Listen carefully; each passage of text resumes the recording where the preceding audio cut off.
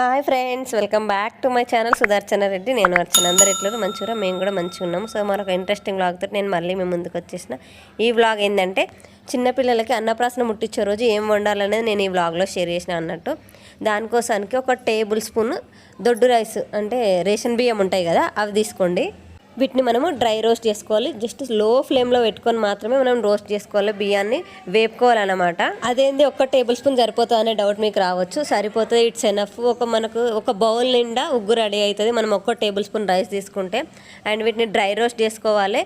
అందులో ఉన్న oil texture అంతా పోయే వరకు మనం లో ఫ్లేమ్లో వీటిని డ్రై రోస్ట్ చేసుకోవాలి. బియ్యం నొక్కదాన్ని అన్ని పప్పులు వేసి ఇప్పుడు వేసుకోకూడదు. అన్నప్రసాదం రోజు అన్ని పప్పులు వేసి అవసరం లేదు. వీక్ ఒక పప్పు యాడ్ చేసేసుకోండి. అన్నీ ఒకేసారి చేస్తే ఏంటంటే పిల్లలకి ఏం పడుతుంది ఏం పడట్లేదు అనే సంగతి మనకు తెలియదు.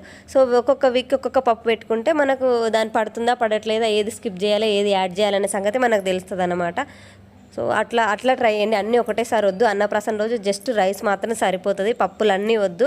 సో డ్రై రోస్ట్ చేసేసుకున్న తర్వాత దీన్ని వేరే బౌల్లోకి షిఫ్ట్ చేసేసుకోండి.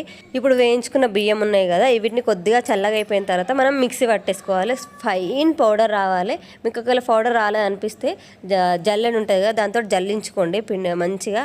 కొంచెం కూడా పప్పు ఉన్న బేబీకి కడుపు నొప్పి వస్తుంది, అందుకని మంచిగా స్మూత్గా ఫైన్ పౌడర్ వేసేసుకోండి. ఇప్పుడు ఒక 2 గ్లాసెస్ ఆఫ్ పాలు తీసుకోండి, ఒక గ్లాసు వాటర్ తీసుకోండి.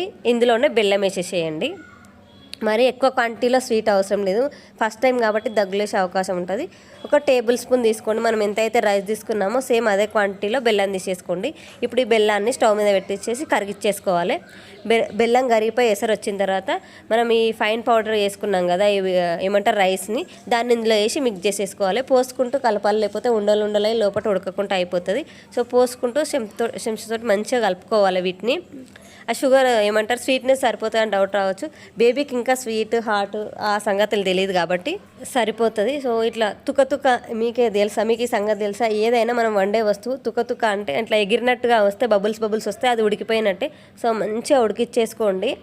అండ్ కొంచెం లూజ్గానే ఉండనియండి, టైట్ వేయకండి. చల్లగా అయిపోయిన తర్వాత టైట్గా అయిపోతుంది. అది ఈ కన్సిస్టెన్సీలో ఉన్నప్పుడు ఆఫ్ చేసేసుకోండి స్టవ్. So that's it. ఉగ్గు అయితే రెడీ అయిపోయింది. ఫుల్ వీడియో మీకు ఏమైనా డౌట్స్ ఉంటే అన్నప్రాసన గురించి మన ఛానల్లో ఆల్రెడీ వీడియో పెట్టినా, వెళ్ళి ఒకసారి చెక్ చేయండి. మీకు ఇంకేమైనా డౌట్స్ ఉంటే నాకు కామెంట్ సెక్షన్లో కామెంట్ చేయండి. That's it for the video.